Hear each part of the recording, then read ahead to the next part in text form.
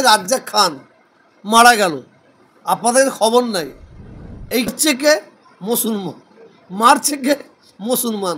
খুব মজার জিনিস হচ্ছে, রাজনীতির নেতারা কী করবে, এরা এরা মরাটা গেলেও রাজনীতি করবে। দেখবেন কাঁধে করে নিয়ে এই গ্রাম ও পাড়া এ পাড়া ঘোরাবে ভোট ব্যাংক তৈরি করার জন্য। এখানেও রাজনীতি। আর কিছু কিছু বড় বড় নেতা যাবে, ওরা দুটো করে ফুল নিয়ে যাবে, গলায় দেবে, গলায় দিয়ে ওই পকেট থেকে রুমাল বের করে অভিনয় করে চোখ মুছবে ওই বাচ্চাগুলোর মাথায় হাত বুলিয়ে। আর কি করবে? যার গেল তো তার গেল। রাজ্জাক মোল্লার রাজ্জাক খান, তার তো বউ বিধবা হলো, তার বাচ্চাগুলো তো অনাথ হলো। এরকম কত হাজার হাজার বিধবা হয়ে আছে, কত হাজার। বিধানসভার মাটিতে একজন তৃণমূল কংগ্রেসের নেতা রীতিমতো খুন হয়েছে, এই বিষয়টাকে নিয়ে আপনি কোন চোখে দেখছেন? আপনাদের সোশ্যাল মিডিয়ায় আমি দেখলাম ভাঙড়ে গতকাল রাত 8টা-9টার সময় রাজ্জাক খান মার্ডার হয়েছে। এটা খুব দুঃখজনক ঘটনা, খুব দুঃখজনক ঘটনা, এবং তার পরিবারকে আমি সমবেদনা জানাই। দেখেন, এটা আমাদের পাওনা, এইটা আমাদের পাওনা। ব্রিগেড ময়দান ভরাবে কে? মুসলমান। শহীদ মিনার ময়দান ভরাবে কে? মুসলমান।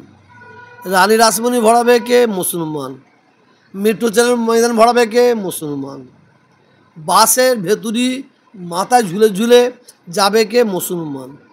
বাঁশ হাতে নেবে কে? মুসলমান। মারবে কে? মুসলমান। মরবে কে? মুসলমান। পদ পাবে কে? উড়া। এটা আমাদের পাওনা। আজকে রাজ্জাক খান মারা গেছে, এইরকম রাজ্জাক খান বহুত মারা গেছে।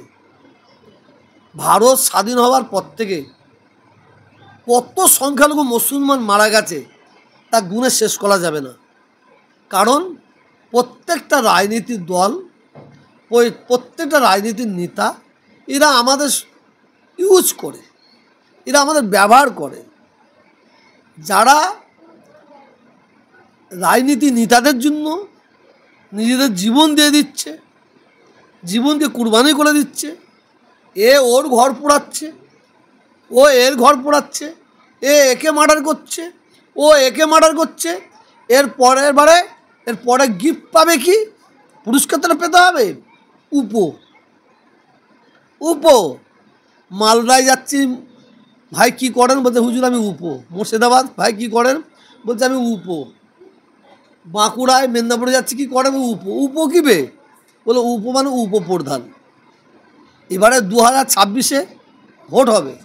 2026-এ ভোটে তৃণমূলও বলছে আমি মুসলিম দরদি, সিপিএমও বলছে মুসলিম দরদি, কংগ্রেসও বলছে মুসলিম দরদি।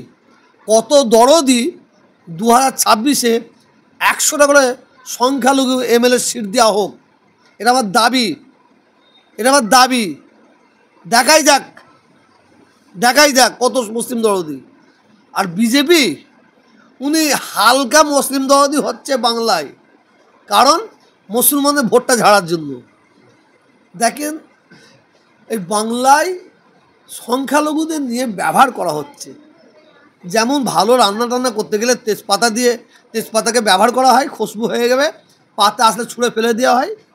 ঠিক সংখ্যালঘু মুসলিমদের ভুলিয়ে দিয়ে ওকে দিয়ে মার্ডার করায়, ওকে দিয়ে মার্ডার করিয়ে এরা ফয়দা নিয়ে এরা চুপ মেরে বসে থাকে। এই যে রাজ্জাক খান মারা গেল, আপনাদের খবর নাই। এই কিছুক্ষণ আগে মালদায় একজন মার্ডার হয়েছে, সেও মুসলমান। মরছে কে? মুসলমান। মারছে কে? মুসলমান।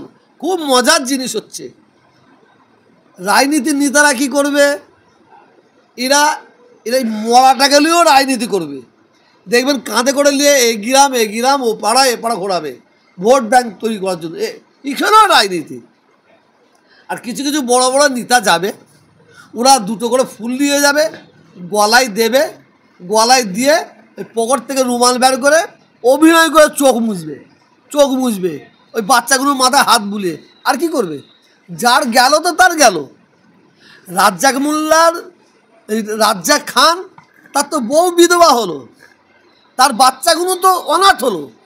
এরকম কত হাজার হাজার বিধবা হয়ে আছে, কত হাজার হাজার শিশু অনাথ হয়ে আছে।